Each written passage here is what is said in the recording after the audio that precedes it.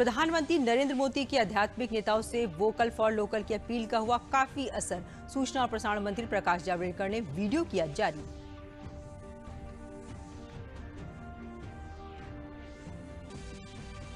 रक्षा सौदों में घोटाले को लेकर भाजपा नेता राज्यवर्धन सिंह राठौर ने कांग्रेस पर बोला हमला। कहा, क्या कारण है कि रक्षा समझौतों में कांग्रेस ने हमेशा किए घोटाले। राहुल गांधी से चुप्पी को लेकर किया सवाल। छठ पूजा के लिए उत्तर प्रदेश सरकार ने कोविड-19 को लेकर एडवाइजरी की जारी। कहा, श्रद्धालु जन कोरोना प्रोटोकॉल का पालन करते हुए अपने घरों में या घर के आसपास ही छठ पूजा मनाएं।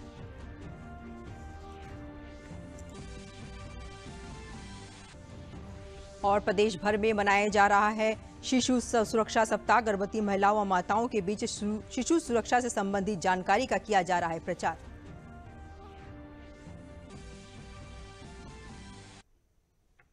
नमस्कार, मैं हूं दीपाली सिंह। आप समाचार विस्तार से। प्रधानमंत्री नरेंद्र मोदी के आध्यात्मिक नेताओं से वोकल फॉर लोकल की अपील का काफी असर हुआ है। सूचना और प्रसारण मंत्री प्रकाश जावड़ेकर ने ट्वीट कर कहा है कि आध्यात्मिक गुरुओं ने वोकल फॉर लोकल को काफी प्रोत्साहित किया है। उन्होंने इससे जुड़ा एक वीडियो भी जारी किया। जिस प्रकार से आजादी के आंदोलन की पीठिका भक्ति आंदोलन से शुरू हुई, भक्ति आंदोलन ने ताकत दी, वैसे ही आत्मनिर्भर भारत की पीठिका तैयार करने का काम भी हमारे संतों, महंतों, आचार्यों का।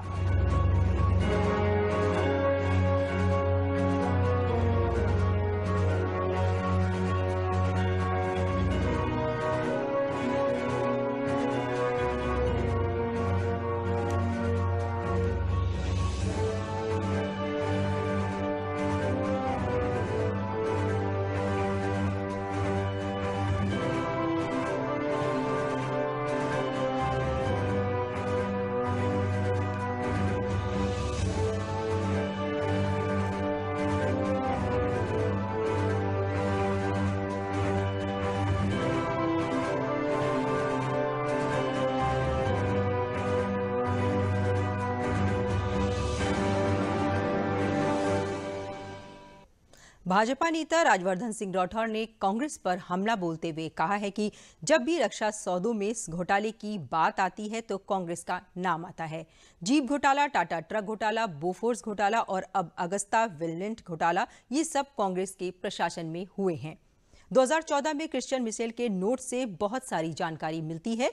उन्होंने अपने नोट्स में लिखा है कि सोनिया गांधी और उनके करीबियों को टारगेट करने से ये डील स्वीकृत होगी।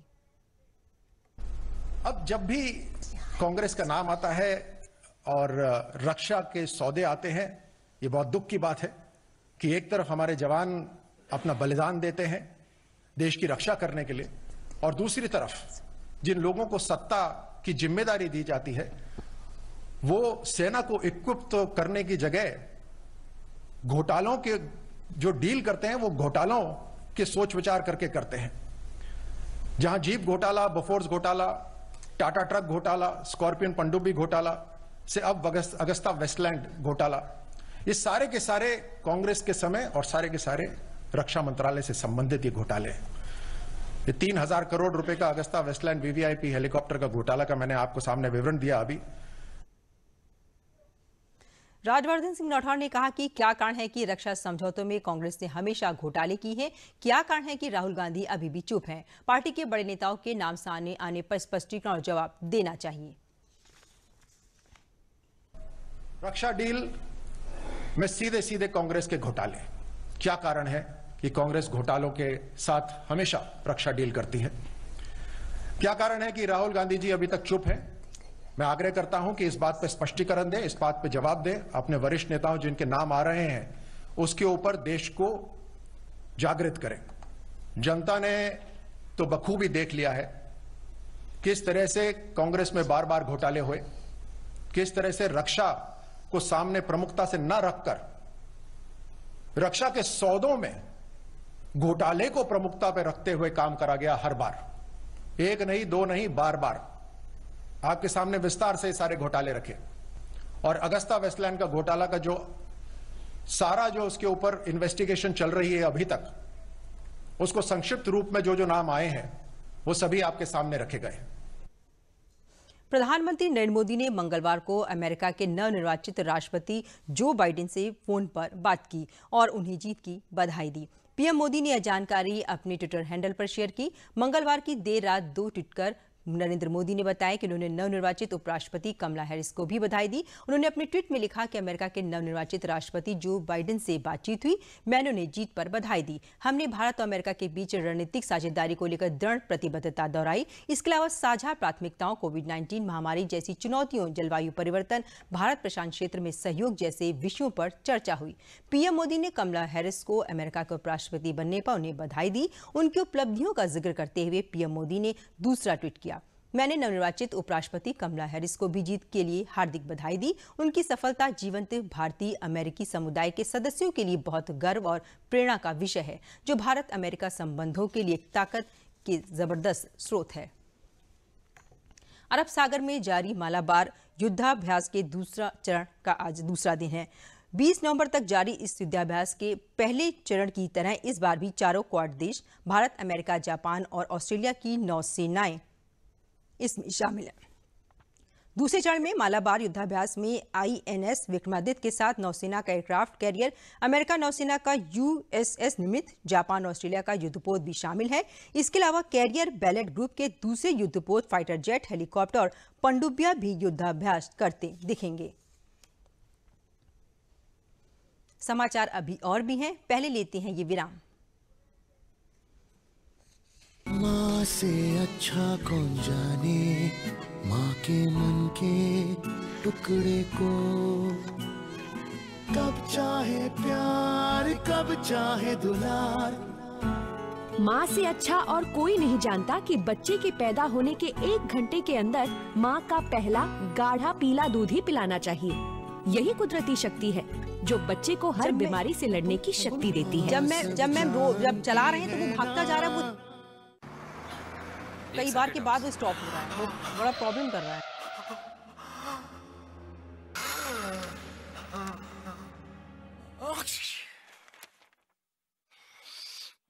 नोवेल कोरोना वायरस बीमारी को फैलने से रोका जा सकता है। खांसते और छींकते वक्त अपने मुंह पर रुमाल और टिश्यू रखकर इसे फैलने से रोक सकते हैं। अपनी सुरक्षा के लिए हमारी मदद करें। अगर आपको खांसी, बुखार या सांस लेने में तकलीफ हो तो तुरंत नजदीकी स्वास्थ्य केंद्र जाएं। लेकिन 25 लाख नवजात शिशुओं की मृत्यु विश्व में हर वर्ष हो जाती है। हर शिशु की रक्षा के लिए हम विश्व की सर्वोत्तम तकनीकों को प्रदेश में लागू कर रहे हैं। SNCU, KMC lounge, kangaroo mother care, Uttar Pradesh स्वास्थ्य, सुरक्षा और सम्मान की ओर बढ़ते कदम, अनमोल जीवन की शुरुआत नवजात शिशु की देखभाल के साथ। आइए मिलकर सुनहरे भविष्य की नींव रखें। विराम के बाद समाचारों में आपका एक बार फिर से स्वागत है। गोवा की पूर्व राज्यपाल मृदुला सिन्हा का आज निधन हो गया। वे शुरू से ही जनसंघ से जुड़ी रहीं और भाजपा की कार्य समिति में भी शामिल रहीं। मृदुला सिन्हा का जन्म 27 नवंबर 1942 को बिहार के मुजफ्फरपुर में हुआ था। अटल बिहारी वाजपेयी सरकार के दौरान वे केंद्रीय समाज कल्याण बोर्ड की अध्यक्ष रहीं। बाद में उन्हें गोवा का राज्यपाल बनाया गया। मृदुला सिन्हा की पहचान राजनेता के साथ हिंदी लेखिका की भी रही है। वे 5वां स्तंभ नाम से एक सामाजिक पत्रिका भी निकाल चुकी हैं। प्रधानमंत्री नरेंद्र मोदी, गृह मंत्री अमित शाह, सूचना और प्रसारण मंत्री प्रकाश जावड़ेकर ने उनके निधन पर शोक जताया है। अपर मुख्य सचिव स्वास्थ्य अमित मोहन प्रसाद ने लखनऊ में बताया कि प्रदेश में कोरोना वायरस के संक्रमण की स्थिति इस प्रकार है। विगत 24 घंटों में संक्रमण के 2390 नए प्रकरण सामने आए हैं। उपचारित होकर डिस्चार्ज होने वालों की संख्या 2529 है। इस प्रकार प्रदेश में एक्टिव इन्फेक्शन केसेस की संख्या 21,954 रह गई है। 9,672 संक्रमित मरीज होम आइसोलेशन में हैं। प्रदेश में रिकवरी का प्रतिशत बढ़कर अब 94.31 हो गया है। विगत 24 घंटों में संक्रमण के 2390 नए प्रकरण सामने आए हैं। इसी अवधि में उपचारित होकर डिस्चार्ज होने वालों की संख्या 2529 है। इस प्रकार इस समय प्रदेश में एक्टिव इन्फेक्शन के केसेस की कुल संख्या 21,954 रह गई है। 21,954 एक्टिव केसेस में से 9,672 होम आइसोलेशन में हैं। प्राइवेट अस्पतालों में भुगतान के आधार पर 2,163 लोग अपना इलाज करवा रहे हैं और बाकी के सभी लोग सरकारी व्यवस्था में L1, L2, L3 के अस्पतालों में रहकर अपना इलाज करवा रहे हैं। होम आइसोलेशन में अब तक 2,94,165 लोग जा चुके हैं और उनमें से 2,84,493 लोगों ने अपने होम आइसोलेशन की अवधि पूर्ण कर ली है। अब तक जो लोग कोरोना वायरस से संक्रमित होने के पश्चात पूर्णतः उपचारित होकर डिस्चार्ज किए जा चुके हैं, उनकी संख्या अब बढ़कर के 4,87,221 हो गई है। रिकवरी का प्रतिशत प्रदेश में अब बढ़कर के 94.31% हो गया है। कुल संक्रमित लोगों में से 7,441 लोगों की मृत्यु हुई है। अपर मुख्य सचिव सूचना नवनीत सहगल ने लखनऊ में प्रेस वार्ता में बताया कि प्रदेश में दिल्ली से सटे जनपदों में कोरोना संक्रमण बढ़ने के कारण वहां चिंता बनी हुई है। प्रदेश में अन्य स्थानों पर कोरोना का संक्रमण कम हुआ है। प्रदेश सरकार द्वारा कॉन्टैक्ट ट्रेसिंग और सर्विलांस की स्ट्रेटेजी बनाकर कोविड मैनेजमेंट में काम किया गया है, उसकी तारीफ विश्व स्वास्थ्य संगठन ने भी की है। उन्होंने विशेष रूप से बताया कि जो कॉन्टैक्ट ट्रेसिंग और सर्विलांस का कार्य उत्तर प्रदेश सरकार द्वारा कोविड-19 को रोकने के लिए किया गया है, वो अन्य राज्यों और अन्य देशों के लिए एक मिसाल है। प्रदेश में दिल्ली से सटे हुए जनपदों में दिल्ली में संक्रमण बढ़ने के कारण वहां पर चिंता बनी हुई है। अन्यथा प्रदेश में अन्य स्थानों पर कोरोना का संक्रमण कम हुआ है। प्रदेश सरकार के द्वारा कॉन्टैक्ट ट्रेसिंग और सर्विलेंस का जो एक स्ट्रैटेजी बनाकर कोविड की मैनेजमेंट में काम किया गया है, उसकी तारीफ विश्व स्वास्थ्य संगठन ने की है। उन्होंने विशेष रूप से ये बताया है कि जो कॉन्टैक्ट ट्रेसिंग और सर्विलेंस का कार्य उत्तर प्रदेश सरकार द्वारा कोविड को रोकथाम करने के लिए किया गया है, वो अन्य राज्यों और अन्य देशों के लिए एक मिसाल है। मेरठ में कोरोना के बढ़ते आंकड़ों से चिंतित स्वास्थ्य विभाग ने एक बार फिर डोर टू डोर कोरोना मरीज तलाशने के लिए एक्टिव केस सर्विलांस अभियान शुरू किया है। इस अभियान की शुरुआत खुद मेरठ के मुख्य चिकित्सा अधिकारी डॉक्टर राजकुमार ने घर घर जाकर की। मेरठ के शहर और देहात में 1400 टीम इस अभियान के लिए लगाई गई हैं और अभियान के तहत 7,88,000 परिवार के करीब 41 लाख लोगों को स्वास्थ्य खोज और जाँच करेगा। इस अभियान में डोर टू डोर खांसी, जुकाम और बुखार और गंभीर बीमारियों तथा कोरोना संक्रमण के मरीजों का डाटा जुटाया जा रहा है।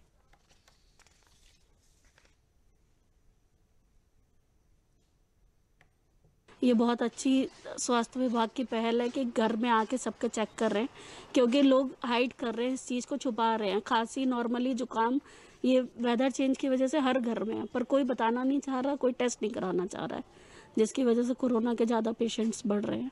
ये बहुत सरकार की बहुत अच्छी पहल है कि सरकार घर घर जाके सबका टेस्ट करा रही है, क्योंकि कई लोग डर से नहीं करा रहे। अभी मेरे कुछ परिचित लोगों को हुआ, लेकिन वो उनका टेस्ट और स्मेल चली गई, बस बाकी सब ठीक थे, उन्होंने लेकिन टेस्ट नहीं कराया। ये अच्छा इनिशिएटिव है गवर्नमेंट का, इससे लोगों के अंदर अवेयरनेस आएगी और इलाज को बेहतर करने में फ़ायदा होगा। जो सरकार ये पहल कर रही है, जो सब घर घर जाके टेस्टिंग और ये, इससे एक तो पता चलता है कि हाँ जी कौन पॉजिटिव है और कौन नहीं है, और लोगों को भी नॉलेज बढ़ती है और अपना बाकी जो आस पड़ोस है वो भी सेफ रहता है। तो ये बहुत अच्छा प्रयास है। मेरठ में प्रशासन ने ये निर्णय लिया है कि हम 17 तारीख से 27 तारीख तक विशेष अभियान एक्टिव केस सर्च पूरे जनपद में करेंगे, घर घर जाकर। इसका माइक्रो प्लान बना के हमने लगभग 1400 टीमें इसमें बना दी हैं, और ये 1400 टीमें ग्रामीण क्षेत्रों में और अर्बन क्षेत्रों में सब में घर घर तक जाएंगी और हर घर में जाके ये पूछेंगी कि कोई पेशेंट सर्दी, जुकाम, बुखार या सांस फूलने का कोई ग्रसित तो नहीं है। अगर कोई सिम्टोमेटिक मिलता है, लक्षण युक्त मिलता है, तो उसका टेस्टिंग कराएंगे। मथुरा में श्री कृष्ण जन्मस्थान ईदगाह मामले में जिला और सत्र न्यायालय ने अगली सुनवाई के लिए 10 दिसंबर की तिथि निर्धारित की है। ईदगाह सहित 13.37 एकड़ जमीन का स्वामित्व श्री कृष्ण विराजमान को देने के लिए तथा ईदगाह हटाने के लिए याचिका दायर की गई है, जिसकी आज सुनवाई हुई। इस याचिका में सुन्नी वक्फ बोर्ड, ईदगाह और श्री कृष्ण जन्मस्थान सेवा संस्थान के प्रतिवादी बनाया गया है तथा 1968 में श्री कृष्ण जन्मस्थान सेवा संस्थान और ईदगाह के मध्य हुए तत्कालीन समझौते को गलत करार दिया गया है। इस मामले में माथुर चतुर्वेद परिषद और अखिल भारतीय तीर्थ पुरोहित महासभा ने भी पक्षकार बनने के लिए प्रार्थना पत्र दिया था। माथुर चतुर्वेद परिषद ने इस मामले में संबंधित दस्तावेज भी उपलब्ध कराए जाने के लिए प्रार्थना पत्र दिया था। इस पर सुनवाई करते हुए अदालत ने अगली तारीख 10 दिसंबर निर्धारित की है। समाचार अभी और भी हैं, लेकिन पहले लेते हैं एक विराम।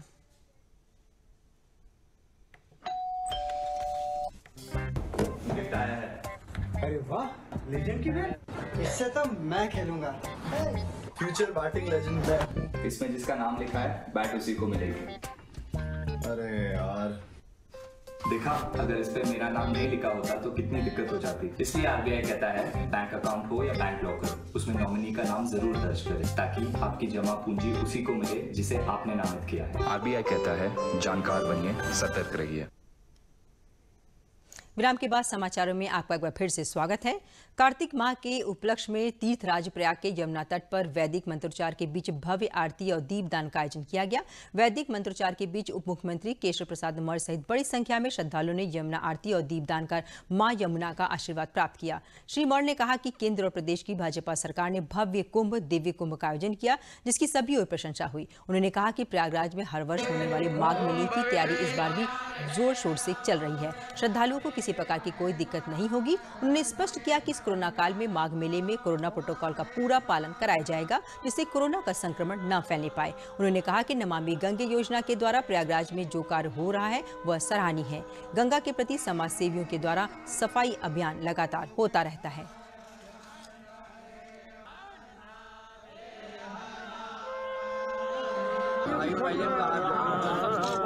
विशेष तौर से हो रहा है।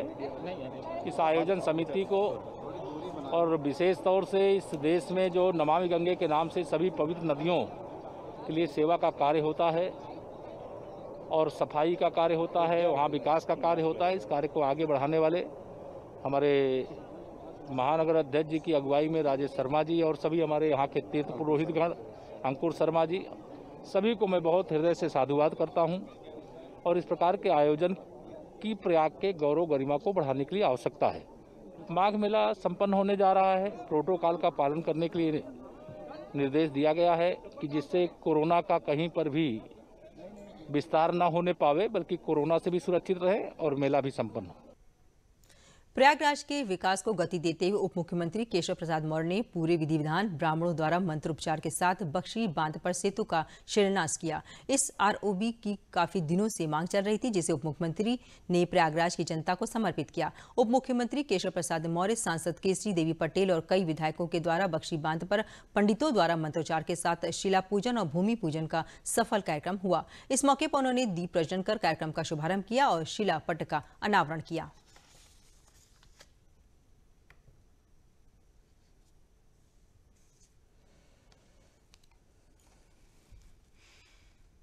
बड़ी बात यह है कि प्रयागराज का यहाँ बख्शी के बांध का जो आरओबी है, जो लगभग 53 करोड़ की लागत से बनने जा रहा है, ये बहुत आवश्यक था।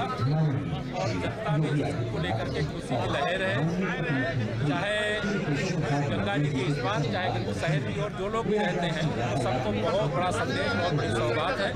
मैं बधाई देता हूँ। दीपावली का एक तरह से उत्तर प्रदेश सरकार की ओर से लोगों के लिए उपहार है। 400 वर्षों से भी ज्यादा पुराने समय से चले आए लोकप्रिय मेलों में शुमार वाराणसी की नागनथैया लीला का आयोजन आज वाराणसी में गंगा के तुलसी घाट पर किया गया। इस लीला को देखने के लिए बड़ी संख्या में लोग एकत्र हुए। कोरोना को देखते हुए हालांकि पिछले वर्षों की अपेक्षा कम श्रद्धालु लीला देखने पहुंचे और लोग मास्क लगाकर इस लीला को देखने के लिए आए हुए थे। माना जाता है कि गोस्वामी तुलसीदास जी ने रामलीला के साथ ही वाराणसी में कृष्ण लीला की भी शुरुआत की थी और तब से ये लीला की परंपरा निरंतर चली आ रही है। इस लीला में गंगा जमुनी तहजीब भी देखने को मिली। वाराणसी के ताज मोहम्मद अहमद अपनी शादी की सालगिरह के मुबारक मौके पर अपने परिवार सहित ये लीला देखने पहुंचे। उन्होंने इस प्राचीन परंपरा का साक्षी होने पर प्रसन्नता व्यक्त की। संकट मोचन के महंत प्रोफेसर विशंबर नाथ मिश्र ने बताया कि 400 वर्षों से ज्यादा समय से ये लीला काशी के तुलसी घाट पर होती चली आ रही है और कहा जाता है कि बादशाह अकबर भी इस लीला को देखने यहाँ आए थे।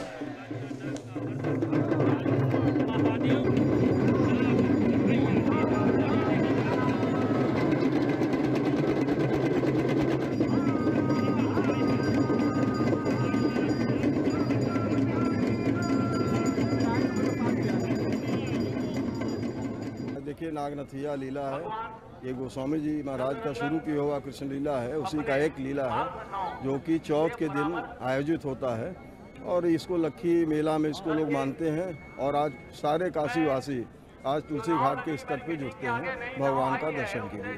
आज एक्चुअली हम लोगों के शादी का सालगिरह है, तो इससे अच्छा मौका नहीं मिलता ये सेलिब्रेट करने का शादी की सालगिरह को। तो हम लोग कहें कि भाई इस कार्यक्रम में शामिल हुआ जाए। बहुत खुशी मिलती है क्योंकि काशी जो है गंगा जमुनी तहजीब के लिए जाना जाता है।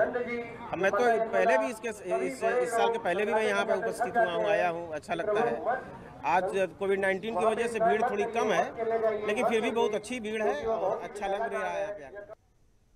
अयोध्या में कोविड-19 प्रोटोकॉल के बीच राजस्थान के 600 श्रद्धालुओं ने आज अयोध्या पहुंचकर कार्तिक मास के उपलक्ष्य में पंचकोसी परिक्रमा पथ पर दंडवती परिक्रमा शुरू की। श्रद्धालु पंचकोसी परिक्रमा पथ पर लेटकर अपनी आस्था भगवान श्री राम के प्रति व्यक्त कर रहे हैं। हालांकि पंचांग के अनुसार 14 कोसी परिक्रमा का मुहूर्त 23 नवंबर को है, जबकि 22 नवंबर की शाम को ही अयोध्या की सीमा सील कर दी जाएगी। कोविड-19 प्रोटोकॉल के तहत किसी भी बाहरी श्रद्धालु को अयोध्या आने की अनुमति नहीं होगी, केवल स्थानीय श्रद्धालु ही परिक्रमा कर सकेंगे। इसके साथ ही कार्तिक पूर्णिमा स्नान भी कर सकेंगे। कोविड को ध्यान में रखते हुए पंचकोसी परिक्रमा पथ पर राजस्थान से आए हुए श्रद्धालु कोविड प्रोटोकॉल का पालन करते हुए अपनी आस्था व्यक्त कर रहे हैं। अयोध्या में पंचकोसी परिक्रमा पथ पर आस्था का सैलाब उमड़ता दिख रहा है और यही आस्था भगवान श्री राम के प्रति लेटकर निवेदित की जा रही है।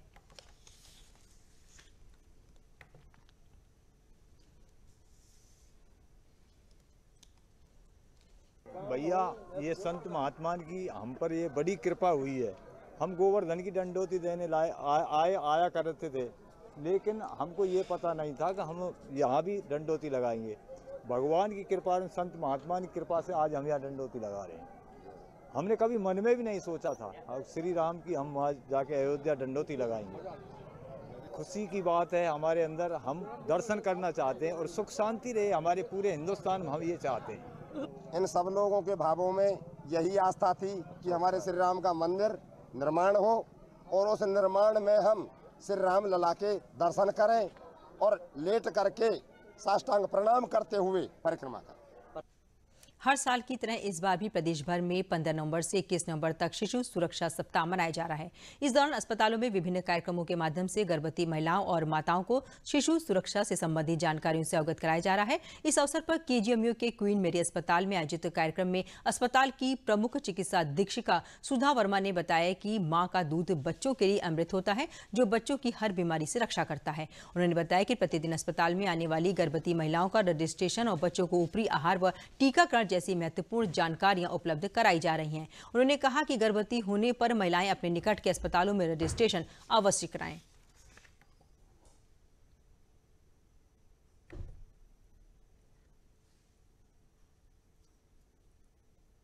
देखिए, यहाँ पर ये हम लोगों ने जो ये नवजात शिशु सुरक्षा सप्ताह है, ये बेसिकली जो हॉस्पिटल में पेशेंट्स ओपीडी में आ रहे हैं, इंडोर में जिनकी डिलीवरी हो चुकी है, उन सभी लोगों को हम लोग ये प्रचार प्रसार कर रहे हैं कि हॉस्पिटल में अगर पेशेंट अपनी डिलीवरी कराते हैं तो उनको यहाँ पर स्पेशलिस्ट की राय मिलती है, गायनेकोलॉजिस्ट की भी, और जो पीडियाट्रिशियन बाल रोग विशेषज्ञ हैं उनकी भी सहायता मिलती है।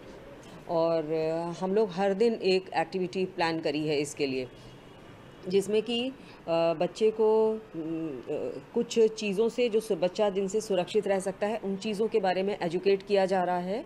और कि जैसे कि बच्चे को टीकाकरण पूरा होना चाहिए, डिलीवरी के जस्ट बाद उसका ब्रेस्ट फीडिंग शुरू करानी चाहिए, ब्रेस्ट फीडिंग से क्या फ़ायदे होते हैं, तो ये ओपीडी में भी हम लोग बता रहे हैं। और इंडोर में जो पेशेंट्स नॉर्मल डिलीवरी वाले और सिजेरियन वाले हैं उन सभी को इन चीज़ों का प्रचार प्रसार किया जा रहा है। उत्तर प्रदेश सरकार ने कोविड-19 के मद्देनजर छठ पूजा के लिए एक एडवाइजरी जारी की है। भक्तों से आग्रह किया गया है कि वे अपने घरों पर या अपने घरों के बाहर छठ पूजा मनाएं। पूजा के लिए नदियों और तालाबों के किनारे जिला प्रशासन द्वारा अर्घ्य दिए जाने के लिए समुचित व्यवस्था की जाए।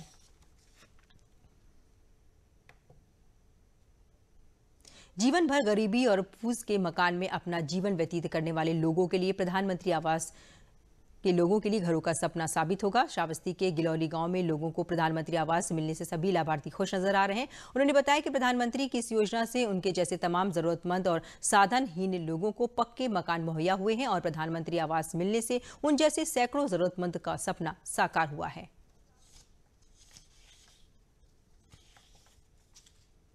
पहले तो बहुत दिन गुजारा गया है, जैसे ठंडी में या फिर बरसात में यहाँ बैठे रहा जाए, सारी रात वह सुकरे रह जाए। अब तो सरकार आवास दी तो उसे धन्यवाद दिया जाता है और फिर जीवन सुखित हो गया। पहले तो फूसे में रहा जाता रहा, चुअत रहा, छपरा छानी सब रहा, चुअत रहा जाता रहा। अब मोदी की तरफ से मिला है आवास बढ़िया से, फिर वहाँ ठीक से रहा जी। धन्यवाद। हाँ मिला हमें, छत डाल बढ़िया, दीवार उठी पक्की है। धन्यवाद में जो देहे मकान रहने का मकान और घर में रहे सर। पहले चुआ चादरा बरखा में बहुत दिक्कत हो रहा था, तो आवास मिल गया। मोदी सरकार जी ने दिया हमको आवास मिला। पहले फूस में रहते थे, अब पक्के में रह रहे हैं। हम कहना चाहेंगे कि प्रधानमंत्री नरेंद्र मोदी का बहुत बहुत धन्यवाद। प्रयागराज जिले के कोरौं थाना क्षेत्र के जवाई नहर के पास आज तड़के सवेरे पेड़ से कार की टक्कर होने से कार में आग लग गई, जिससे इसमें सवार 4 लोगों की जलकर मृत्यु हो गई। किसी तरह शवों को कार से निकालने का प्रयास हुआ। मृतकों में से किसी की भी शिनाख्त समाचार मिलने तक नहीं हो सकी है। प्रत्यक्षदर्शियों ने बताया कि टक्कर तेज हुई थी। कार सवार लोगों के चिल्लाने की आवाज सुनकर स्थानीय ग्रामीणों की नींद खुल गई और लोग घटनास्थल की ओर भागे। पुलिस को सूचना देकर ग्रामीण आग बुझाने में जुट गए। पुलिस ने कार में सवार 4 लोगों की मौत की पुष्टि की है। पुलिस कोरांव थाना प्रभारी चंद्रभान सिंह ने बताया कि कार का नंबर प्लेट जल जाने के कारण ये नहीं पता चल पा रहा है कि कार कहां की थी। मृतकों का शरीर का अधिकांश हिस्सा बुरी तरह से जल चुका था, जिसके कारण उनकी पहचान करना मुश्किल हो रहा है। उन्होंने बताया कि पुलिस दुर्घटनाग्रस्त वाहन के चेजिंग नंबर से जानकारी जुटाने का प्रयास कर रही है। केंद्र सरकार द्वारा गरीबों के लिए चलाई जा रही आयुष्मान योजना अमेठी में बहुत ही मददगार साबित हो रही है। इस योजना के तहत गरीब और साधनहीन लाभार्थियों का बड़ी से बड़ी बीमारी का इलाज बड़ी आसानी के साथ निःशुल्क होता है, जिससे लाभार्थी काफी राहत महसूस कर रहे हैं। अमेठी जिले में करीब 4,50,000 गोल्डन कार्ड बन चुके हैं और अब तक करीब 2.25 करोड़ रुपए के लागत वाले इलाज से अमेठी के सैकड़ों लाभार्थी परिवारों को लाभ मिल चुका है। योजना के तहत इलाज करा चुके लोगों का कहना है कि प्रधानमंत्री की योजना गरीबों के लिए बेहद लाभदायक है। लाभार्थी फूलचंद्र मौर्य ने बताया कि उनके दोनों कूल्हे खराब हो गए थे, जिससे वे कोई काम नहीं कर पाते थे। करीब 2 लाख रुपए की लागत वाले इलाज से उनके खराब कूल्हे बदल दिए गए हैं और इसके लिए आयुष्मान योजना के तहत उनसे कोई भी शुल्क नहीं लिया गया है। वहीं जिला चिकित्सा अधिकारी आशुतोष दुबे ने बताया कि प्रधानमंत्री नरेंद्र मोदी की ये बहुत ही महत्वाकांक्षी योजना है और ये गरीब परिवारों के लिए संजीवनी से कम नहीं है। हमें पहले कूल्हे से दिक्कत थी, हम खुद नहीं चल सकते थे बिना डंडा के सहारा के। डंडा के सहारा से भी पैर बराबर उठता नहीं था, बैठ नहीं पाते थे। अब हम फिर ऑपरेशन के लिए डॉक्टर बोले, हमारे पास कोई बजट नहीं था ऑपरेशन का। फिर सरकार की जो आयुष्मान भारत योजना चली, इसके तहत हमारा इलाज हुआ। हम बहुत अच्छे हैं अभी। ऑपरेशन कराने के बाद एक पैर में, फिर 6 महीने बाद दूसरे पैर में भी हुआ और अब हम बिल्कुल ठीक हैं, एकदम चल लेते हैं, सीधा सीधा खड़े भी हो लेते हैं, थोड़ा बहुत कार भी कर लेते हैं। योजना सरकार की बहुत अच्छी है, इसके लिए मोदी सरकार को तहे मन से साहब आशीर्वाद हार्दिक स्वागत करते हैं। ये हमारे समस्त सामुदायिक स्वास्थ्य केंद्रों पर निःशुल्क बनाया जाता है और इसके द्वारा जो है ज़्यादा से ज़्यादा लाभ उठाएं। लोगों में एक धारणा ये है कि लोग चिकित्सालय जाते हैं, अपना गोल्डन कार्ड नहीं दिखाते हैं या उसे छिपाने की कोशिश करते हैं।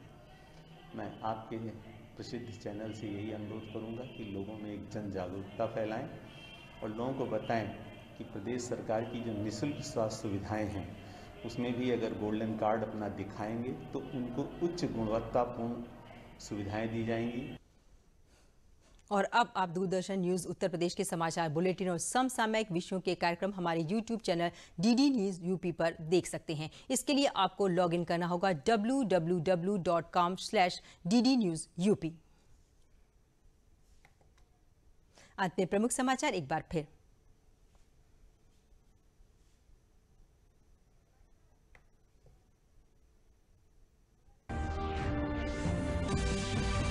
प्रधानमंत्री नरेंद्र मोदी के आध्यात्मिक नेताओं से वोकल फॉर लोकल की अपील का हुआ काफी असर। सूचना और प्रसारण मंत्री प्रकाश जावड़ेकर ने वीडियो किया जारी।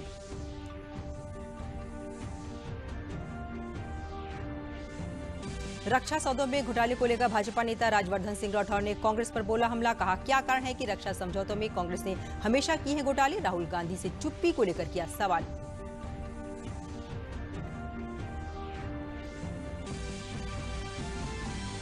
छठ पूजा के लिए उत्तर प्रदेश सरकार ने कोविड-19 को लेकर एडवाइजरी की जारी। कहा, श्रद्धालु जन कोरोना प्रोटोकॉल का पालन करते हुए अपने घरों में या घर के आसपास ही छठ पूजा मनाएं।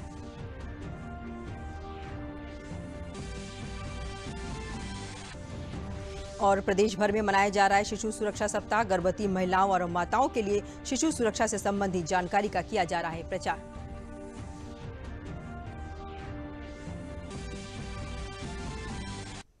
इसी के साथ समाचार समाप्त हुए। नमस्कार।